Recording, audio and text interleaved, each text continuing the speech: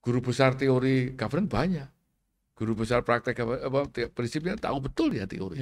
Tapi pada saat dia menjalankan, dia punya integriti atau tidak. Betul. Itu dimulai dari saat dia waktu menjabat itu, dia diperoleh dengan apa? Kalau dia waktu menjabat diperoleh dengan sesuatu yang tidak benar, atau menjabat, ya dah, itu sudah nggak pas secara governance. Karena dia mesti ada sesuatu yang nanti akan di dalam pelaksanaannya dia akan tidak govern, Pak. Karena dalam memperolehnya tidak govern.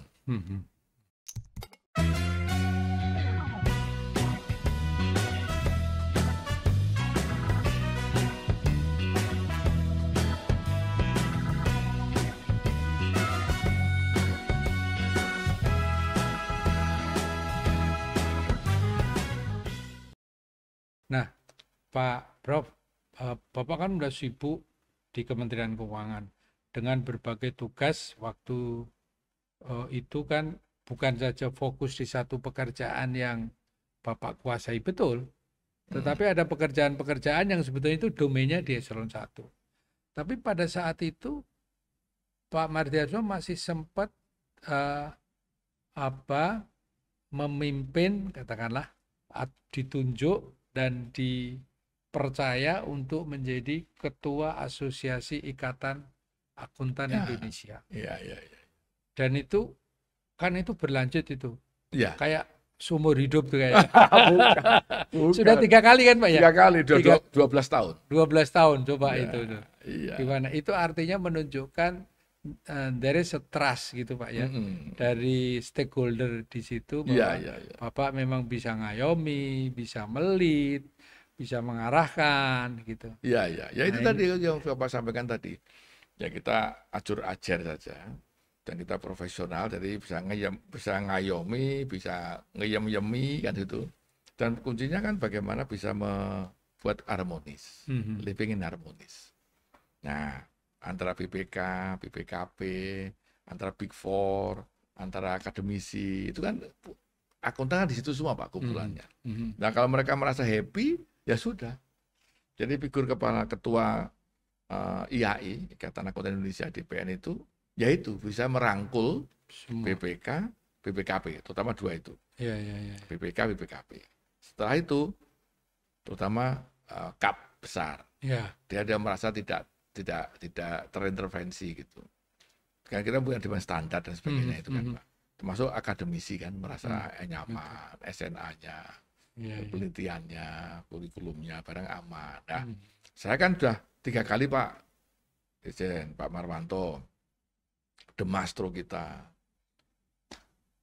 Desember 2022 saya harus selesai. Tanggal 13-15 Desember. Kongres. Ada batasan masa? Bukan, sebenarnya tidak ada batasan, tapi ya istilahnya apa kata dunia toh Pak. Kalau saya 4 kali gitu, apa tidak ada orang lain gitu kan ya gitu loh. Tapi yang bagaimana yang tadi yang bisa diterima, diterima oleh BPK, BPKP, terutama 2 itu. Terus yang lain seperti itu.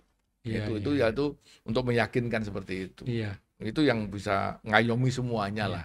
Ngayomi bisa membuat guyup, rukun, wigunani gitu seperti itu. Nah ini ya sama, karena begini Pak, kalau menurut pendapat saya, bagi saya sekarang jadi ketua KNKG.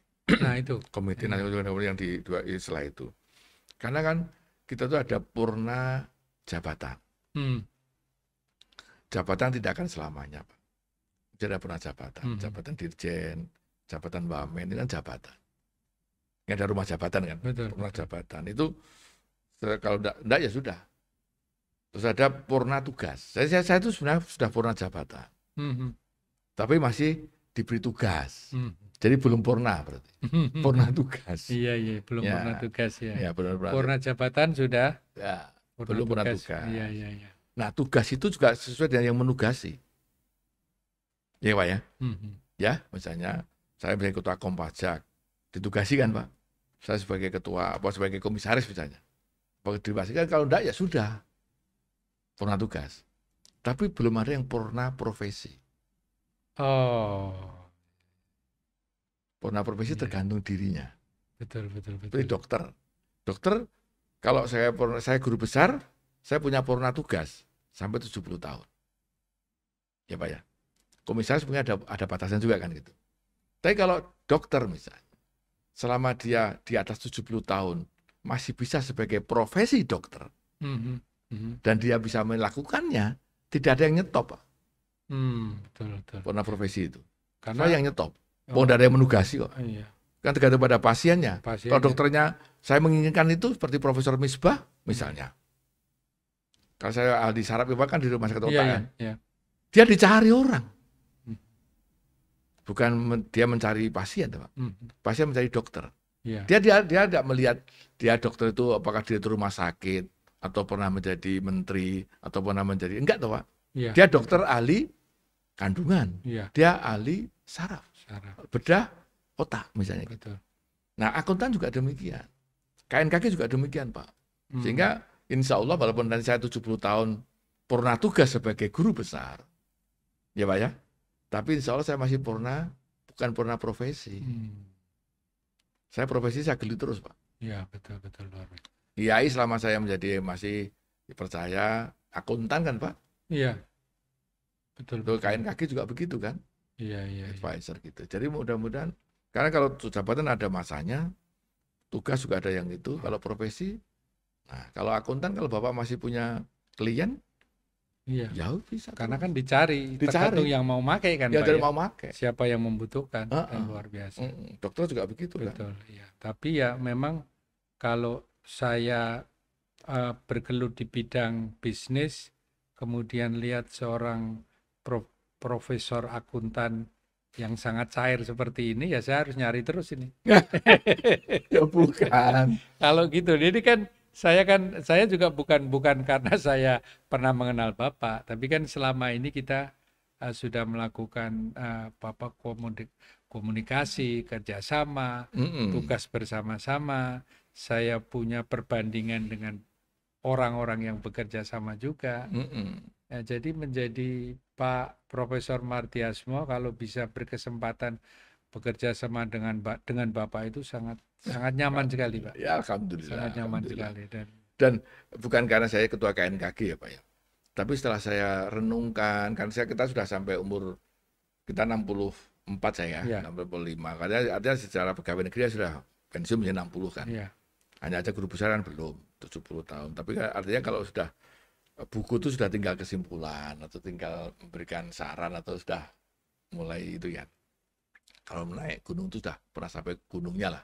Sudah tahu di atas gunung itu apa. Kalau hipotesa kan gunung itu di atas gunung sudah ada. Sudah tahu semuanya kan Pak. Kita sudah tahu semua. Kita turun. Nah, istilahnya sudah mandito lah. Sudah pengen. Nah, setelah saya renung-renungkan, itu ternyata semua itu tergantung governance. Apakah di bisnis atau di politik ataupun di pemerintahan, dimanapun tuh governance. Nah, governance itu salah satu ingredientnya yang pokok itu integritas. Karena governance itu yang penting bukan, nanti saya akan bedah buku Pak. Nanti jam 1:30 saya akan bedah buku. Ada Prof. Tota, ada 5 orang menulis buku mengenai teori, prinsip, dan praktek governance untuk korporat. Saya sebagai ketua IAI memberikan sambutan. Saya sudah konsep bahwa tidak cukup hanya menguasai teori dan prinsip governance. Tapi yang penting bagaimana implementasinya di lapangan dan prakteknya di lapangan seperti itu. Betul. Guru besar teori governance banyak. Guru besar praktek prinsipnya tahu betul dia teori. Tapi pada saat dia menjalankan, dia punya integriti atau tidak. Betul. Itu dimulai dari saat dia waktu menjabat itu, dia diperoleh dengan apa? Kalau dia waktu menjabat diperoleh dengan sesuatu yang tidak benar, atau menjabat, ya dah, itu sudah nggak pas secara governance. Karena dia mesti ada sesuatu yang nanti akan di dalam pelaksanaannya dia akan tidak govern, Pak. Karena dalam memperolehnya tidak govern. Nah, oleh karena itu insya Allah di Indonesia itu mudah-mudahan jabatan itu diperoleh dengan governance. Governance. Sehingga pada saat beliau itu menjadi pimpinan, mengelola suatu organisasi, apalagi berkaitan dengan duit, itu secara governance juga diatur dengan baik. Betul. Nah itu kalau itu seperti itu, apakah dia punya tanggung jawab dunia dan Akhirat. Luar Itu. biasa Pak itu.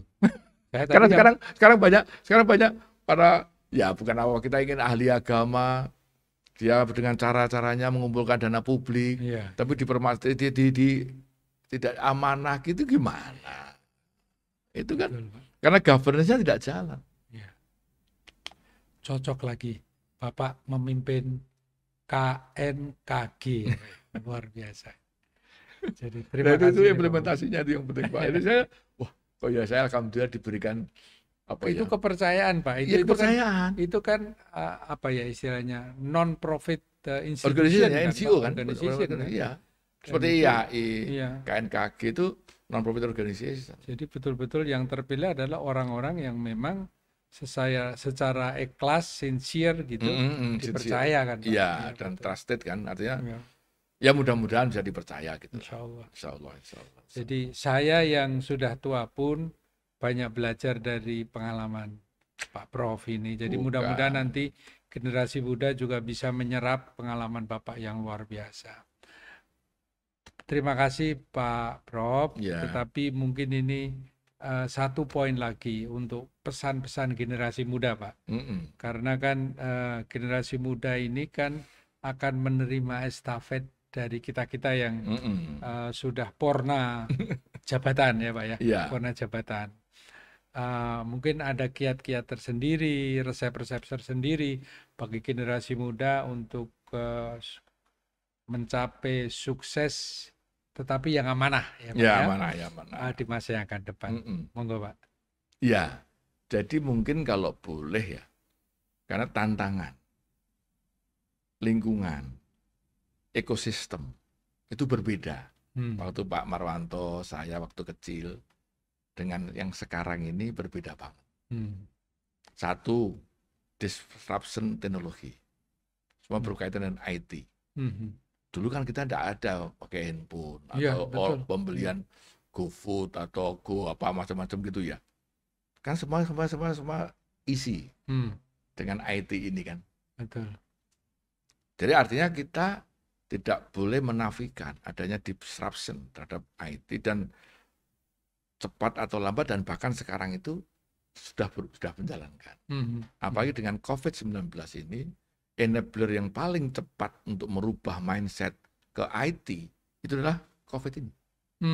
Semua Iya. lapisan termasuk ibu rumah tangga, bahkan ya mohon maaf semua pembantu rumah tangga pun semua pakai gadget semua dengan segala work from home, termasuk semua dari home dan any place kan, termasuk apa namanya beli makanan, beli pakaian semua dari, termasuk tadi IT-nya itu bagaimana mau seperti itu. Jadi kita harus ya familiar dengan IT itu, yang beda dengan yang dulu. Cuma bagaimana seperti Pak Marwan tadi, bagaimana bisa menggunakan IT itu menjadi alat yang produktif. Iya, betul. Dinamikanya. Sehingga saya sebagai ketua YAI pun nanti pada saat saya menyampaikan pidato di dalam misalnya Desember nanti sudah saya siapkan bahwa ketua YAI yang baru nanti harus bisa merangkul YAI yang generasi muda yang bisa IT semua. Oleh karena itu Bapak kalau nanti di kantor YAI yang baru sekarang kita ubah sekarang. Oh gitu Pak. Iya, sudah flexible working space. Oh. Tidak lagi old approach. Dan sudah menggunakan metodologi, saya buat seperti studio yang bagus, yang adapt suara, yang kalau kita mengajar, kan di IAI kan ada sertifikasi. Ada dosa distance learning, itu harus kita coba semuanya, karena kita sekarang ke daerah-daerah, sertifikasi ke daerah dan mereka menggunakan pedoman-pedoman yang kita bicara tempat IT. Itu tidak bisa lagi kita menggunakan manual, menggunakan seperti itu, walaupun tetap kita brain dari Allah itu masih lebih tinggi daripada kita dengan robotik dan sebagainya. Saya ditanya, Pak, Bapak sebagai akuntan YAI nanti YAI hilang, Pak? Enggak ada yang bilang hilang. Kalau kita bicara mekanisme atau bicara mengenai jurnal atau mengenai debit kredit atau mekanisme ya hilang, bisa digantikan robotik dan sebagainya. Ini kita analisisnya dan sebagainya toh Pak. Jadi ini sebetulnya generasi baru ini tantangannya cukup berat. Ekosistemnya. Belum perkembangan ekonomi ya. Ekonomi yang sekarang ini kan juga tidak mudah seperti yang itu kan. Jadi ini juga harus kita perbaiki lah untuk bagaimana. Tapi way of life sekarang ini itu yang terutama disruption teknologi itu tidak bisa tidak harus kita jadikan teman. Ya. Jadi kita atasi, bukan menjadi malah dihindari, tapi dihadapi dengan cara yang lebih bijaksana. Betul. Dimanapun kondisi tadi seperti itu. Nah, tapi ya tadi kembali lagi kuncinya pada diri sendiri, harus jujur apa adanya, jujur, yaitu integritas.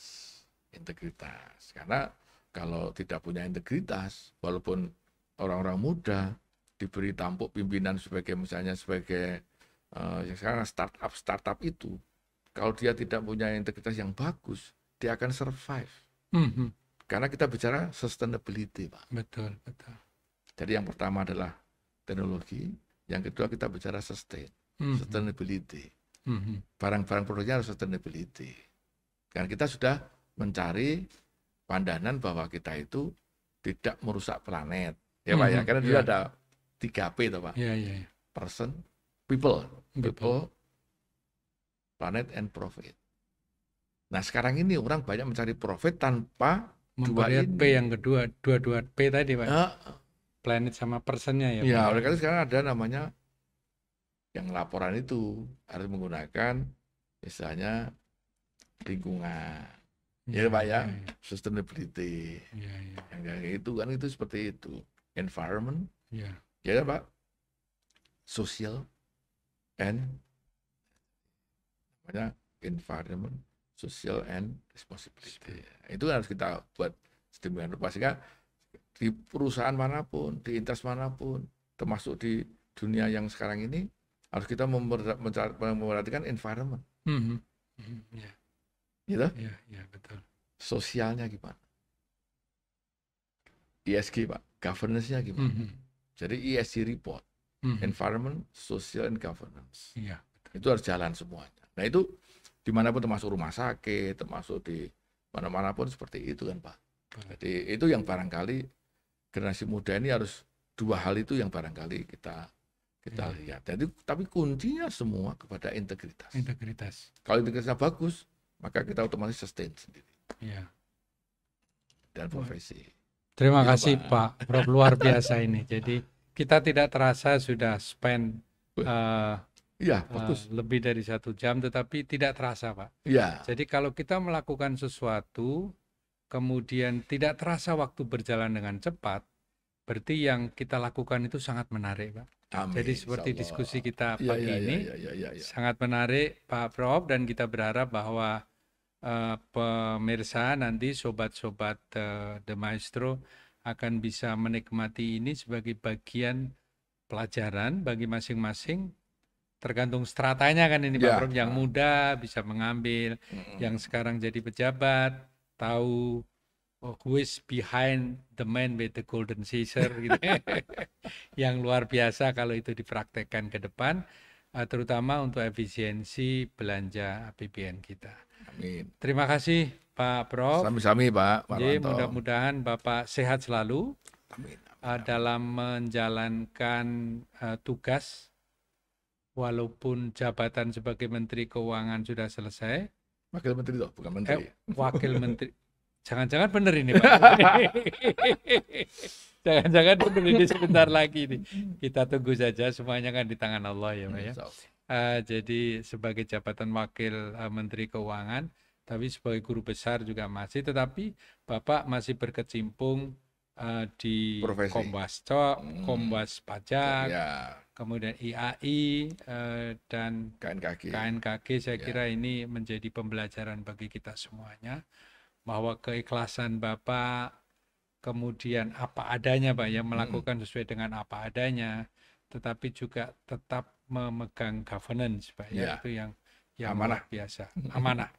Terima kasih Pak Prof, mudah-mudahan Bapak selalu sehat, keluarga juga selalu sehat. Terima kasih, Pak Sama-sama Prof. Pak Parwanto, dan saya juga mengucapkan selamat sukses Pak. The Mastro ini merupakan suatu arena ya, suatu area ya. Saya lihat dari 2,5 jam kita bicara itu, saya kira Bapak kan membicarakan kepada teman-teman prominent people kan ya. Dan kalau itu dioptimalkan, dimanfaatkan sampai itu terus sustain seperti ini, maka lesson learned yang Bapak inginkan, mission tadi, itu betul bisa tercapai. Sehingga generasi baru nanti yang menggantikan kita sebagai staf perjuangan itu bisa berjalan. Itu salah satunya The Mastro. Oleh Terima itu kasih, saya terima kasih, Pak. sukses dan selamat dan semoga Bapak sehat terus. Amin, Terima amin. kasih. Terima kasih, Pak. Terima kasih, Pak. Untuk terakhir, Pak, kita angkat ini, Pak, Oh. supaya Oh gitu ya? ini Ya. aja, monggo, Pak. Ya. Nah, kita minum. Sobat, selama beberapa saat kita tidak terasa mengupas hal-hal yang sangat-sangat menarik dari Bapak Profesor Martiasmo PhD. Beliau adalah guru saya dan saya berharap pengalaman ini juga bisa menularkan inspirasi bagi Anda. Banyak sekali pengalaman-pengalaman yang untold story tadi diceritakan oleh beliau semata-mata untuk memberikan inspirasi khususnya kepada generasi muda. Banyak hal yang bisa dilakukan untuk bukan saja pada diri sendiri, tetapi juga untuk bangsa dan negara. Terima kasih atas semua perhatiannya. Sampai jumpa pada episode berikutnya. The Maestro, media para maestro berbagi info.